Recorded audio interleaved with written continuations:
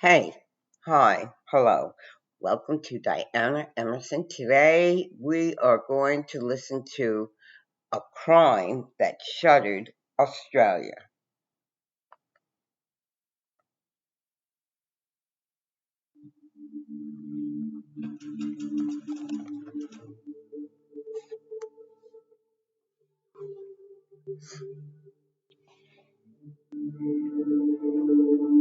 Hey guys, welcome to my channel, and today we're going to take a look at another horrible case with you.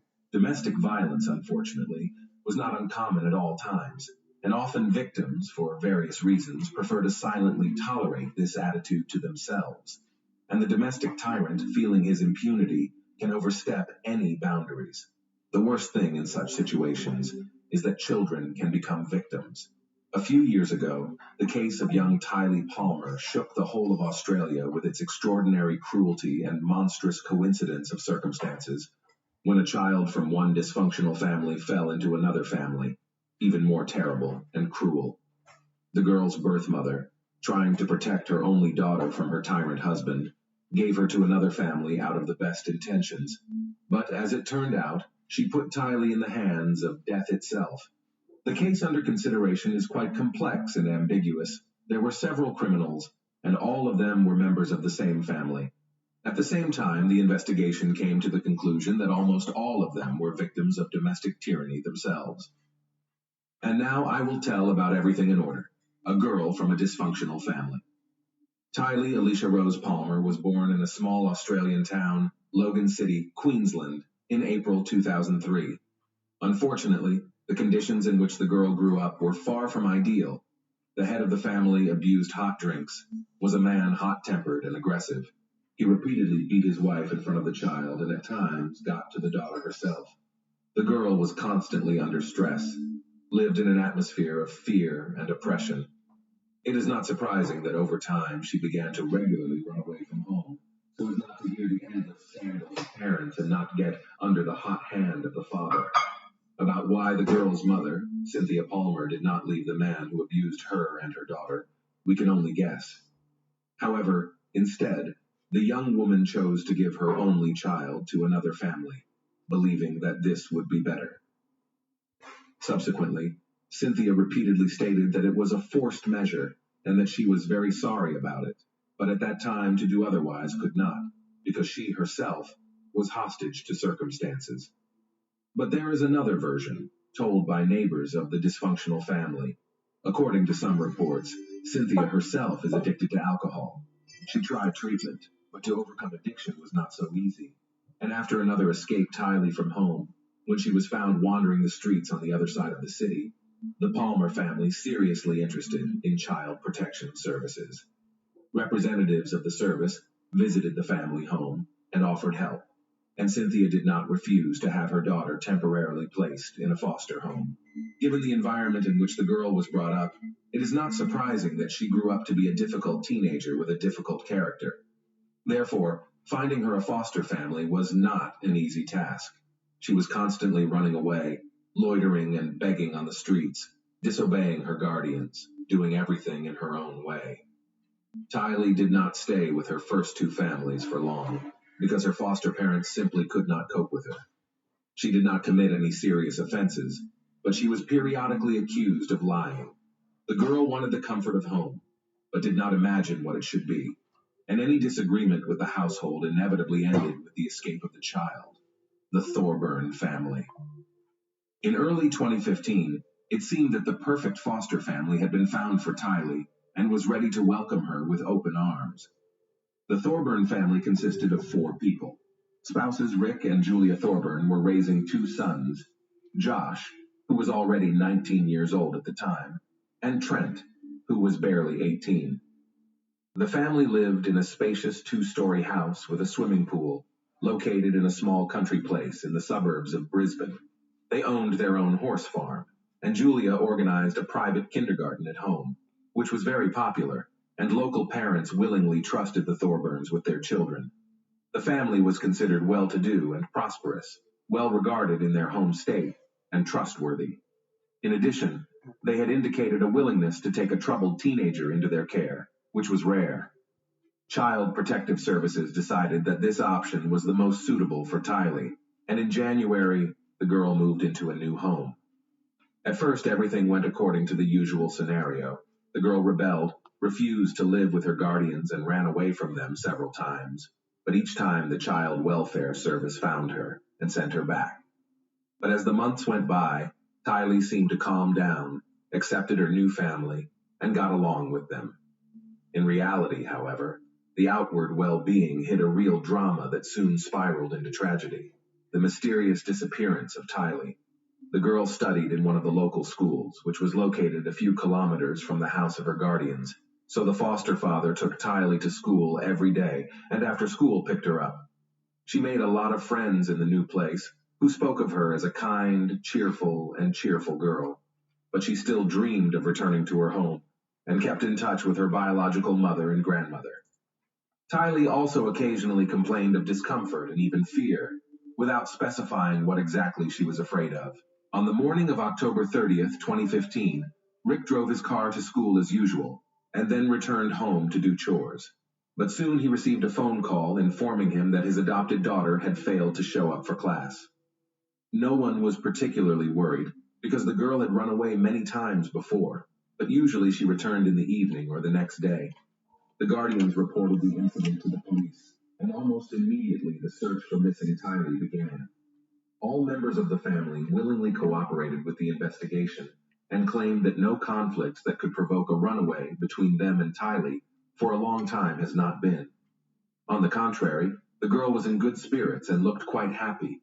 According to the head of the family, he took his daughter to school, as he usually did, and then drove back home and tended to the horses until he received a call from a teacher and reported the disappearance of the girl. His spouse and sons confirmed these words. The next day, the Thorburns created a social media page dedicated to the search for Tylee. There they posted information about her, her photos, the time and circumstances of her disappearance, as well as a description of the clothes she was wearing that day. The couple asked anyone who knew anything about Tylee's whereabouts to report it to them or to the police, but no one ever called. Police also searched the family's home and estate, but found nothing suspicious there. Although the behavior of the foster parents seemed too calm, they had essentially nothing to charge them. Soon, the search operation was joined by many concerned people, sincerely concerned about the fate of the girl. They combed the area, pasted flyers with her photos, and interviewed local residents, hoping to get at least some useful information. A discovery on the riverbank. After a week of unsuccessful searches, 2 fishermen turned to the police, reporting a terrible find. According to the men, on the morning of November 5th, they went to the Pimpama River, but after barely casting their fishing rods, they noticed something strange in the swampy, shallow water. As they got closer, the fishermen were horrified, as they realized that their find was nothing but human remains. The police officers who arrived on the call noted that it was the body of a short man, but it was so disfigured that it was impossible even to identify the sex of the deceased. There were no clothes on him, and no personal belongings could be found nearby. The body had numerous injuries that were initially thought to have been left by wild animals in the area. In addition, it was badly decomposed due to heat, moisture, and numerous insects, which were attracted by the characteristic odor. The gruesome find was sent for examination, where it was determined that it was a girl, whose approximate age was between 12 and 16 years old. Then the police collected information about all missing young people recently, and soon the corpse was identified. It was Tylee Palmer, which for almost a week the whole city was looking for. The cause of death was impossible to determine, because the body had been in the water for a long time, but experts speculated that Tylee died of asphyxiation after discovering that her hyoid bone had been crushed. The most horrifying thing, however, was that the injuries, which were initially suspected to be animal bites, could have been inflicted by a person even before Tylee's death. It was immediately clear that Tylee's death was criminal in nature, so a criminal case was opened and a murder investigation was launched. But the investigation was moving very slowly, because no serious leads could not be found yet, which meant that the process could take months or even years, or turn into another unsolved crime. The case quickly gained publicity, so to say goodbye to the dead girl came almost a quarter of the city's population. People carried flowers, soft toys, and balloons to the place where the memorial service was held. On November 14th, the body of young Tylee was cremated. Tylee's birth mother gave a series of interviews to reporters in which she openly accused Child Protective Services of criminal negligence that led to the tragedy. The strange Thorburns, the foster family, willingly cooperated with the investigation from the beginning, but their behavior raised certain suspicions. The last person to see the girl alive was supposedly Rick, but no one could confirm that he actually brought his foster daughter to school on the morning of October 30th. His spouse and sons claimed to have seen Tylee get into the car. Surveillance cameras along the route to the school also showed the car traveling in that direction, but no footage of Tylee leaving her guardian's car could be found anywhere. None of the teachers or classmates saw the girl that day, either at school or on school grounds. Tylee seemed to have vanished, although investigators had growing doubts that Palmer was even in the car. Family members occasionally confused their testimony about the events of that day, but insisted that everything was as it always was and there was nothing to portend trouble. Unchildren's secrets. As part of the investigation, dozens of children and teenagers were interviewed, with whom the deceased went to the same school and was friends. All spoke positively about her, but noted that recently Tylee had been worried about something, but she could not or was afraid to talk about it. A few days before the tragedy, Tylee asked a classmate to shelter her for a while. She said she was in trouble, and the guardians would kill her. These words were not taken seriously, and the friend, though she felt sorry for her, could not bring someone to her house for a sleepover without parental consent. The other girl mentioned that Palmer had told her her secret. She was in love with the youngest of the Thorburn brothers, 18-year-old Trent.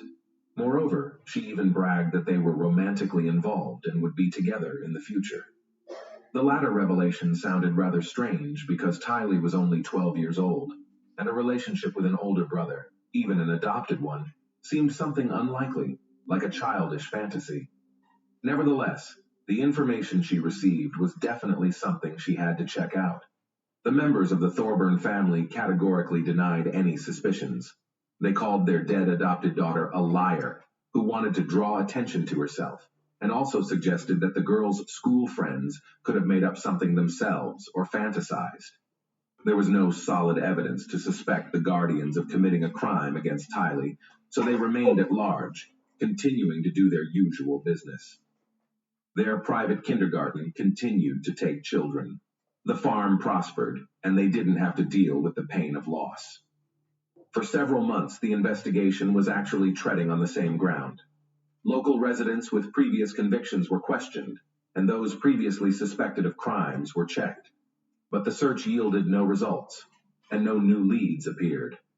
Even the announced high reward for any information about the case did not move the process forward. A parallel search was conducted in the area where Tylee's body was found, and a month later, under a layer of silt, were found a backpack and a shoe, which presumably could belong to the deceased. They were found 150 meters away from where the body was. These things were obviously wanted to get rid of so that they would never be found. The whole story gained a wide public resonance. The results of the search and investigation were broadcast on television, published in the press, and the residents of the city organized pickets. Some pickets were organized by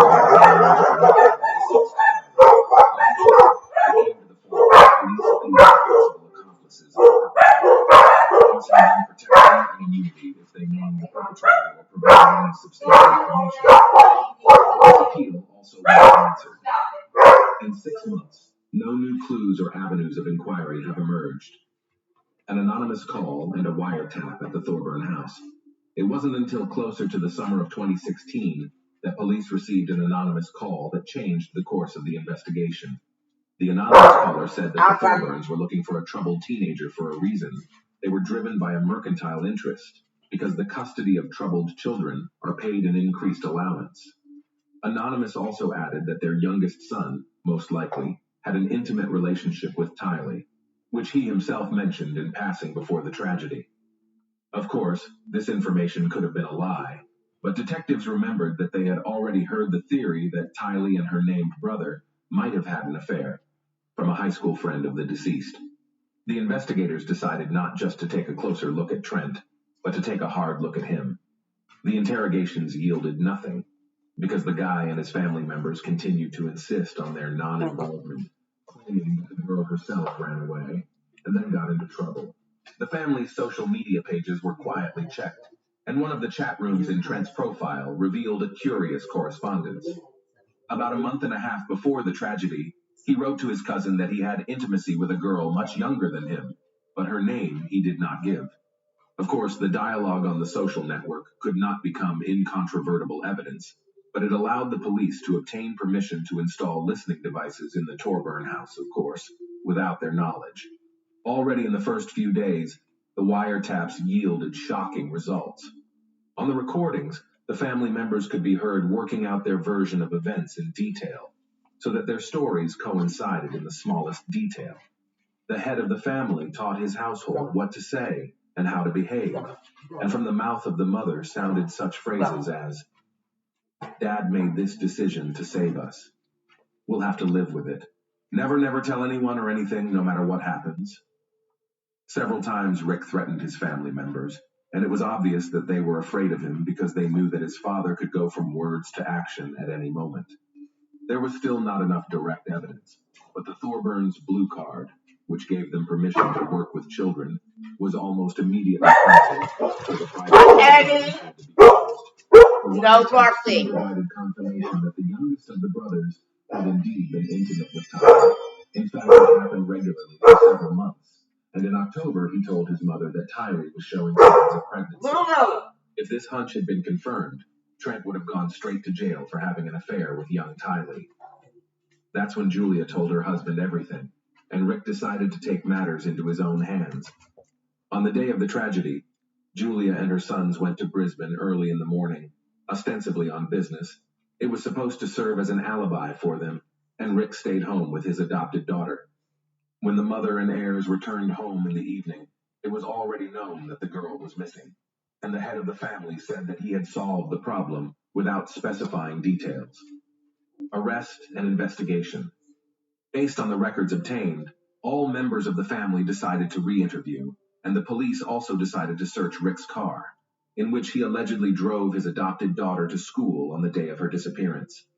And then it turned out that the car was sold almost immediately after the tragedy. The vehicle was tracked down. The detailed inspection of it revealed old, washed-out traces of blood in the trunk. DNA analysis revealed that the blood belonged to the murdered Tylee.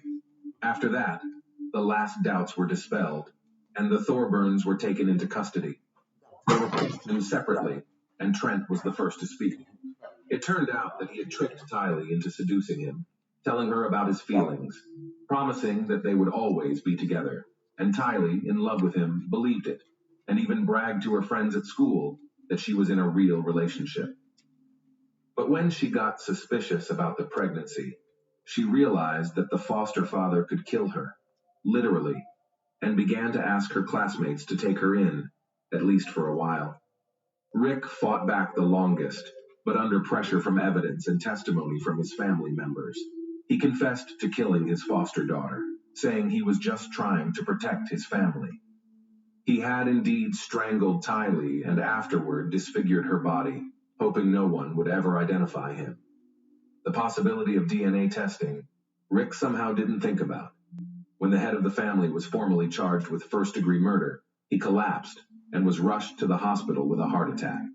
There, doctors concluded that he had provoked the attack himself by taking a large dose of powerful drugs. They fought for his life for several days so that the perpetrator could stand trial and receive a fair punishment. The trial and sentencing of each of the family members. The investigation and trial was followed by the whole country, because the Tylee Palmer case became one of the loudest and cruelest in the last 10 years. Each member of the Thorburn family was found guilty, but their sentences were considered by many to be too lenient. For example, the eldest son, Josh, was sentenced to only 3 months in prison for perjury and attempting to obfuscate the investigation. The court took into account his sincere remorse and the fact that he was a key witness against his father and younger brother at the trial. Julia Thorburn received a year and a half in prison for perjury and harboring her husband and son. At trial, she admitted that she was very afraid of her spouse and believed that he could also massacre her and her sons. The youngest of the brothers was sentenced to 4 years in prison, which many considered too lenient a punishment for seducing Tylee, perjury, and obstructing the investigation. In fact, the young man served only a little more than 1 year, after which he was released early.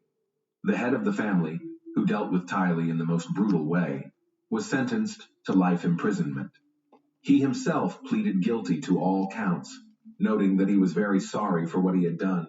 Rick kept repeating that he was driven by the desire to protect his family, but he himself does not understand how he could go to such a crime. After the final verdict, Tylee's birth mother gave an interview in which she said that none of the punishments for her daughter's killers she would have considered harsh enough,